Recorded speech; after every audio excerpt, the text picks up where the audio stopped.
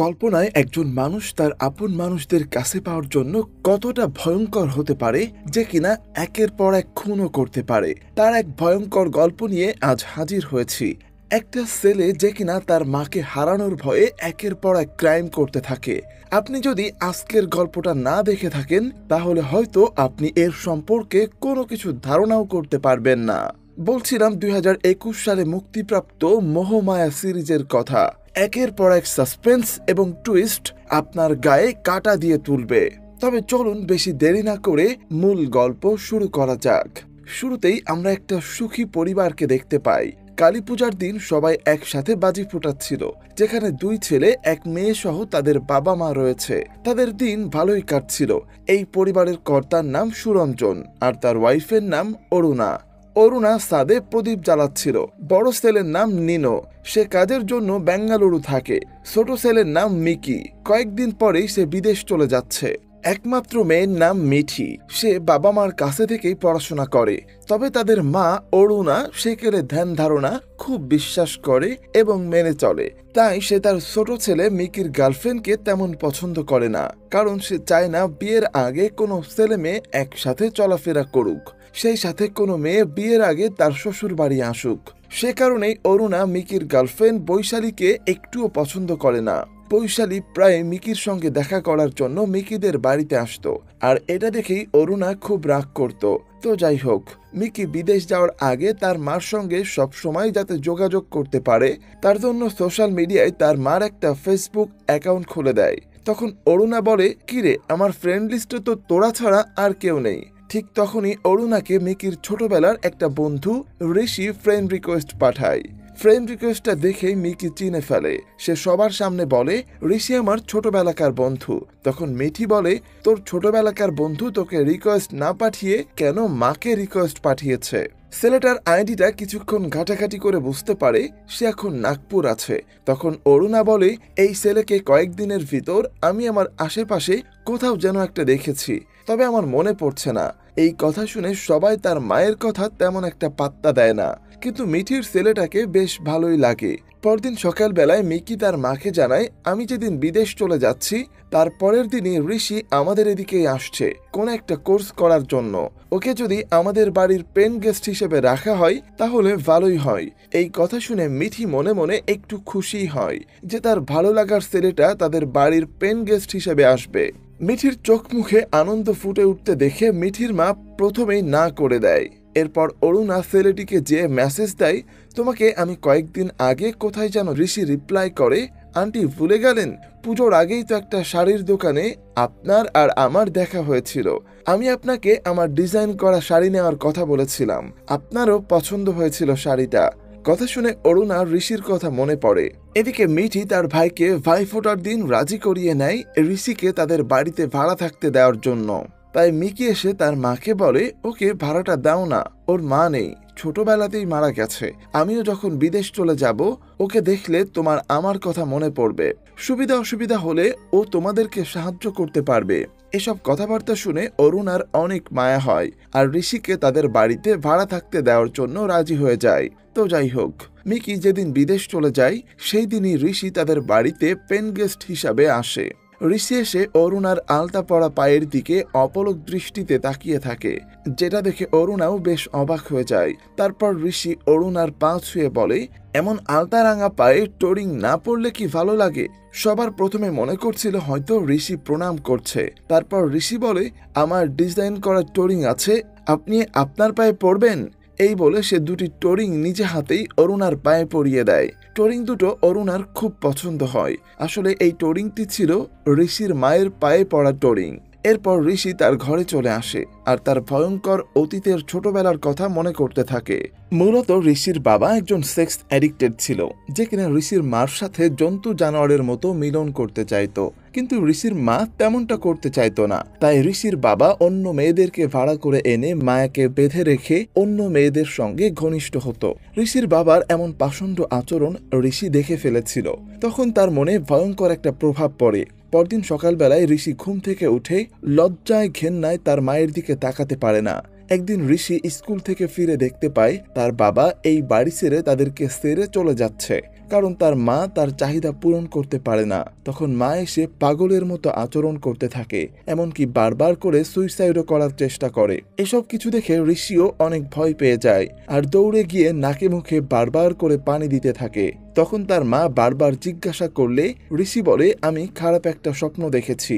আর এমন অদ্ভুতভাবে চোখে মুখে পানি দেওয়া দেখে তার মায়ের কাছে আসলে বলে, চোখে ময়লা গেছে, এমন ভাবে এত পানি দিচ্ছি ময়লা কাটছে না। সিন বর্তমানে আসে। মিঠি ঋষির রুমে এসে তার মায়ের ফটো ফ্রেমটা হাতে নিয়ে দেখতে থাকে। হঠাৎ করে ঋষি হাত মুখ ধুয়ে বাথরুম থেকে বাইরে বের হলে ঋষিকে দেখা মাত্রই মিঠির হাত থেকে ফটো ফ্রেমটা নিচে পড়ে গিয়ে উপরের কাঁচ ভেঙে যায়। ঋষি সেই ছবি তুলতে গিয়ে হাত কেটে যায় আর বলে, খাঁচাটা তুমি ভেঙে দিলে। মিঠি অবাক হয়ে বলে, এটা কি কোনো খাঁচা ছিল? এদিকে ঋষির হাত কেটে যাওয়ার ব্যাপারটা মিঠির বাবা মার চোখে পড়ে। ঋষিকে বিষয়টা বললে ঋষি বলে, তেমন কিছু নয়, আমি হাতে ব্যান্ডেজ করে নিয়েছি, ঠিক হয়ে যাবে। তখন অরুণা বলে, ময়লা কাপড় দিয়ে ব্যান্ডেজ করেছ। ঋষি তখন একটু কঠিন হয়ে উত্তর দেয়, কাপড়টা পুরন হতে পারে কিন্তু ময়লা নয়। তখন মিঠিকে তার বাবা বলে, দেখ, ঋষিকে দেখে শেখ, মাকে কিভাবে ভালোবাসতে হয়। এই কথা শুনে ঋষি অরুণা আর তার হাজবেন্ডকে তার বাবা মায়ের জায়গায় কল্পনা করে ফেলে। কারণ ঋষির বাবা যখন নিজের শারীরিক চাহিদা মেটানোর জন্য মেয়েদেরকে ভাড়া করে আনতো, তখন তার মাকে চেয়ারে বেঁধে রেখে অত্যাচার করত আর বলতো, দেখ, এই সব মেয়েদের দেখে শেখ। এই ঘটনার পর ঋষি একটা পার্কে বসে ভাঙা ফটো ফ্রেমটা নিয়ে কান্না করতে থাকে আর কল্পনায় তার মায়ের সঙ্গে কথা বলতে থাকে। আজ কতবার চোখে পানি দিয়ে চোখ ধুলাম, তবুও তুমি সামনে আসলে না। তখন তার মা এসে বলে, তাহলে নূপুর পড়াচ্ছিলি কাকে? ঋষি বলে, সে তো কল্পনা। তখন তার মা বলে, আমাকে তাহলে তোর কল্পনা বলেছিলাম না তুই তোর বাবার মতো হবি? ঋষি রাগ হয়ে বলে, কখনোই আমি আমার বাবার মতো হব না। তার মা বলে, ছবিটা তো ভেঙে ফেললি, একটা ছবি তুলতো আমাদের। যখন ঋষি তার ফোন বের করে সেলফি নিচ্ছিল, তখন তাকে এই অবস্থায় সুরঞ্জন দেখে ফেলে। এটা দেখে সুরঞ্জনের খুব অদ্ভুত লাগে।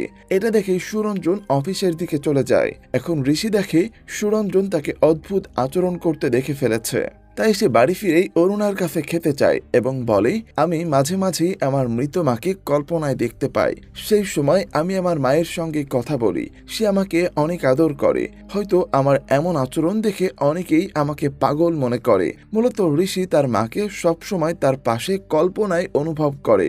এসব কথা শুনে অরুণার ঋষির জন্য আরো করুণা হয়। তখন ঋষি তার ছোটবেলার কথা মনে পড়ে। একদিন অরুণা মিকিকে স্কুল থেকে আনতে গেলে দেখে ঋষি একা একা দাঁড়িয়ে আছে, তার মা এখনো তাকে নিতে আসেনি। তখন অরুণা ঋষিকে বলছিল, চলো আমি তোমাকে বাড়ি পৌঁছে দিয়ে আসি, আমি তো তোমার মায়েরই মতো। তাহলে কি মনে হয় ঋষি কি তার মায়ের জায়গায় অরুণাকে বসাতে চাইছে? সে কি ছোট থেকেই অরুণার প্রতি একটা টান অনুভব করে? যাই হোক, সিন বর্তমানে আসলে ঋষি অরুণার থেকে তার পরনের কিছু কাপড় চেয়ে নেয়, সে ডিজাইন করবে বলে।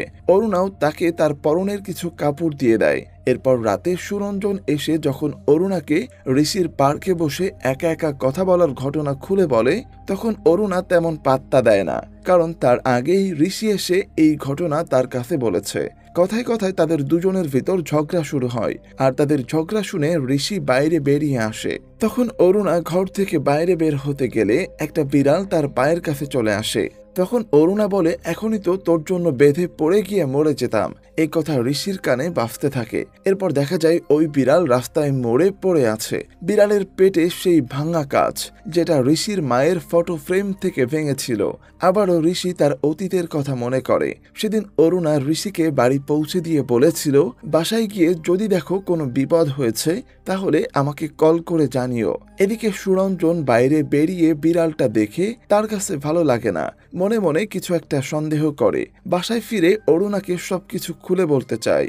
এমন সময় ঋষি সেখানে এসে হাজির হয়। কথায় কথায় সুরঞ্জন ঋষির ইনস্টিটিউট সম্পর্কে জানতে চায় এবং তার অ্যাড্রেসটা নিয়ে নেয়, যাতে ঋষির ব্যাপারে লুকিয়ে খোঁজ খবর নিতে পারে। তখন ঋষি কোনো মতে অ্যাড্রেসটা দিয়ে অরুণাকে তার ঘরে ডেকে নিয়ে যায় তার কাপড়ে ঋষির ডিজাইন বানানো দেখানোর জন্য। অরুণাও চা বানিয়ে নিয়ে ঋষির ঘরে গিয়ে তার কাপড়ে ঋষির ডিজাইনগুলো দেখতে থাকে। অন্যদিকে সুরঞ্জন মিঠিকে ঘুম থেকে তাড়াহুড়ো করে ডেকে তোলে, বলে, আমি একটা কাজে বাইরে যাচ্ছি, তোর মা ঋষির ঘরে গেছে। তোর মা যদি জানতে পারে তাহলে আমাকে যেতে দেবে না। তাই আমি লুকিয়ে লুকিয়ে যাচ্ছি। তখন দেখা যায় টোরিংটা মিঠি পড়ে আছে। ঋষি আবারও তার ছোটবেলার কথা মনে করে। ঋষির বাবা যেদিন চলে যায় সেদিন তার মায়ের পাগলামি দেখে সে অরুণাকে কল করে, কিন্তু তখন সে কিছুই বলতে পারে না। ফোন কেটে গেলে ভয়ে ভয়ে বিড়বিড় করে বলে। তখনই ঋষি মিঠি আর অরুণার ঝগড়া শুনে কল্পনার জগৎ থেকে বেরিয়ে আসে এবং শুনতে পাই মিঠি তার মাকে বলছে, তোমার কি হয়েছে বলো তো মা? তোমার এখন বাবার দিকেও একদমই খেয়াল নেই, সারাক্ষণ শুধু ঋষি ঋষি করে ব্যস্ত হয়ে থাকো। এই কথা শুনে অরুণা বলে, এমন কথা বলিস না। আজ মেয়ের মুখ থেকে এমন কথা শোনার আগে মরে গেলাম না কেন? তুই মরে যাস না কেন? মরে গেলেও আমি বেঁচে যেতাম। এই কথাটা ঋষি আবারও মাথায় ক্যাচ করে নেয়। অন্যদিকে সুরঞ্জন ঋষির ইনস্টিটিউটে তার সম্পর্কে খোঁজ খবর নিতে আসে। এখানে এসে সে জানতে পারে ঋষি নামে এখানে কেউ ছিলই না। এদিকে ঋষি মিঠিকে মারার পুরো পরিকল্পনা করে ফেলে। নুপুর থেকে কিছু পুঁথি খুলে পুরো সিঁড়িতে ফেলে রাখে আর তারপর মিঠিকে ডাকতে শুরু করে। যখনই মেয়েটি সিঁড়ি থেকে নামতে যায় তখন পা পিছলে পড়ে যায় আর সেটা দুর্ঘটনায় রূপ নেয়। মিঠির মাথা থেকে প্রচুর ব্লিডিং হয়, যেটা দেখে অরুণা ছটফট করে কান্না করতে থাকে। তখন ঋষি আবার অরুণার কান্না দেখে মিঠিকে হসপিটালে ভর্তি করে। এরপর সুরঞ্জন এসে ঋষিকে মারধর করতে শুরু করে। তখন ঋষির মনে পড়ে ছোটবেলায় ঋষির মা অনেকবার সুইসাইড করার চেষ্টা করেছে এবং সবসময় বলতো, আমাকে পেছন থেকে ধাক্কা দিয়ে মেরে ফেলো। ঋষি কখনোই তার মাকে হারাতে চাইতো না, তাই সে সবসময় তার মাকে বেডের সঙ্গে দড়ি দিয়ে বেঁধে রাখত। ঋষি তার মায়ের কথা শুনলে তার মা বলতো, তুই তোর বাবার মতো হয়েছিস। এসব ঘটনার জন্য ঋষি সবসময় ডিস্টার্ব থাকতো, তাই সে পড়াশোনায়ও মনোযোগ দিতে পারত না। তার ক্লাস টিচার খারাপ রেজাল্ট করলে একদিন বলে, তোমার মাকে কল করে সমস্ত কিছু বলে দেব। তাই ঋষি ওই ম্যাডামকে ওই সিঁড়ি থেকে ধাক্কা মেরে ফেলে দিয়ে মেরে ফেলে। যাই হোক, অরুণারা হসপিটাল থেকে বাড়ি ফিরলে ঋষি ব্যাগপত্র গুছিয়ে এনে বলে, আমি বাড়ি ছেড়ে চলে যাচ্ছি। তখন অরুণা বলে, তুমি কোথাও যাবে না, তুমি বাড়ি ছেড়ে গেলে আমার মরা মুখ দেখবে। এসব কথাবার্তা শুনে সুরঞ্জন অনেক অবাক হয়ে যায়। ঋষি আবার এই বাড়িতেই থেকে যায়। তার রুমে আসলে ঋষির মা তাকে কল্পনায় বলে, কাল যখন বাড়ি ফিরে মিঠি সবাইকে বলে দেবে তুই ঝুনঝুনি ফেলে ওকে মেরে ফেলেছিস, তখন কি হবে? পরের দিন ঋষি ভয়ে ভয়ে হসপিটালে আসে এবং জানতে পারে মিঠি প্যারালাইজড হয়ে গেছে। সে আর কোনো কথা বলতে পারবে না। এই কথা শুনে ঋষি নিশ্চিত হয়। বাড়িতে আসার পর সুরঞ্জন ঋষিকে মিঠির আশেপাশে আসতে দেয় না। এদিকে ঋষি অরুণাকে বুদ্ধি দেয়, মিঠিকে কষ্ট করে উপরে উঠানোর দরকার নেই, ওকে বারবার ডাক্তারের কাছে নিয়ে যেতে হবে, ওঠানামা করাতে হবে, তাতে ওরই সমস্যা। এই কথা শুনে অরুণাও মিঠিকে নিচে রাখার সিদ্ধান্ত নেয়। অরুণা ঋষির কথা শুনলে ঋষির চোখে মুখে এক অদ্ভুত রকমের আনন্দ ফুটে ওঠে। ওই দিন মিকির গার্লফ্রেন্ড বৈশালী মিঠিকে দেখতে আসে। তখন সুরঞ্জন বৈশালীকে সমস্ত ঘটনা খুলে বললে সেটা আড়ালে থেকে লুকিয়ে ঋষি শুনে ফেলে। বৈশালী তখন বলে ঋষির আই কার্ড নিয়ে পুলিশের কাছে দিয়ে রাখতে এবং পুলিশকে ঋষির ব্যাপারে খোঁজ খবর নিতে বলে। কিছুক্ষণ পর সুরঞ্জন ঋষির কাছে এসে তার আই কার্ড চাইলে ঋষি বলে, আমার আই কার্ড নাগপুর মামার বাড়ি রয়েছে। আর তখনই সুরঞ্জনের সামনেই ঋষি তার মামাকে কল করে এবং জানায় কয়েকদিনের ভেতরেই তার মামা কলকাতায় আসবে, তখন সেই আই কার্ডটা সাথে করে নিয়ে আসবে। এমন সময় সুরঞ্জনের চোখ যায় ঋষির ঘরে একটা কাচের কৌটার দিকে। ওই কাচের কৌটার ভেতরে ঋষি মরা পোকা রেখে দিয়েছে। ঋষি আবারও তার ছোটবেলার কথা কল্পনা করে। ঋষি তার মাকে সবসময় বেঁধে রাখত যাতে তার মা সুইসাইড করতে না পারে, আর জোনাকি পোকা কাচের জারের ভেতরে ধরে রাখত। একদিন ঋষির মা সেই জারটা তার কাছে লুকিয়ে রেখেছিল, আর ঋষি আসলে বলে, সম্পূর্ণটাই তো বেঁধে রেখেছিস, হাত দুটো খুলে দে, হাতে ব্যথা করছে। কিন্তু খুলতে না চাইলে বলে, তুই তোর বাবার মতো হয়েছিস।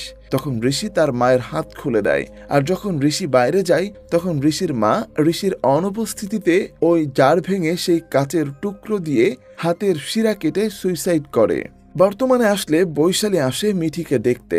তখন বৈশালী সবার জন্য রান্না করতে চাইলে অরুণা নিষেধ করে। কোনো মতেই সে বৈশালীকে রান্না করতে দিতে চায় না। এই কথা বাইরে থেকে শুনে ঋষি নিজেই রান্নাঘরে গিয়ে রান্না করতে শুরু করে। কিছুক্ষণ পর অরুণা রান্নাঘরে রান্না করতে আসলে দেখে সেখানে ঋষি রান্না করছে। তখন জিজ্ঞাসা করে, তুই রান্না জানলি কি করে? কে শিখিয়েছে রান্না? তখন ঋষিকে তার মা কল্পনায় দেখা দিয়ে পাশ থেকে বলে, এবার সত্যিটা বল, তুই এই রান্নাগুলো কোথা থেকে শিখেছিস? মূলত ঋষি ছোটবেলায় যখন তার মাকে বিছানার সঙ্গে বেঁধে রাখত আর খাওয়া শেষ হয়ে গেলে ঋষি তখন কল্পনায় অরুণাকে ফোন করত এবং সে নিজেই রান্নাগুলো করত, কিন্তু সে মনে করত তাকে রান্না করতে সাহায্য করেছে, রেসিপি বলে দিচ্ছে অরুণা। ঋষিকে অনেকক্ষণ দেখতে না পেয়ে বৈশালী সুরঞ্জনকে বলে, আঙ্কেল আপনি নিচটা পাহারা দেন, আমি একটা জিনিস খোঁজ নিয়ে দেখি। তাই বলে বৈশালী ঋষির রুমে যায় এবং ঋষির রুমে আসে রুমটা পুরো সার্চ করে দেখতে, কারণ বৈশালীরও ঋষির উপর সন্দেহ হচ্ছে। সে কেন অরুণার উপর এত অবসেশন সেটা জানার চেষ্টা করছে। এই বিষয়টা ঋষি নিজ থেকেই দেখে ফেলে এবং সে এই বিষয়টাকে ভালো চোখে দেখে না। দেখে বোঝা যাচ্ছে তার মাথায় অন্য কোনো একটা প্ল্যান চলছে। এখানেই এই সিরিজের এই পার্টের গল্পটা শেষ হয়। এবার সে কি করবে? সে কি বৈশালীকেও মেরে ফেলবে? তার মায়ের জায়গায় অরুণাকে বসানোর জন্য সে কি যা খুশি তাই করতে পারে? সবকিছুর উত্তর মিলবে পরের সিজনে। তাই পরের সিজনটি দেখতে চ্যানেলটি সাবস্ক্রাইব করে বেল আইকনটি প্রেস করে রাখবেন। ধন্যবাদ।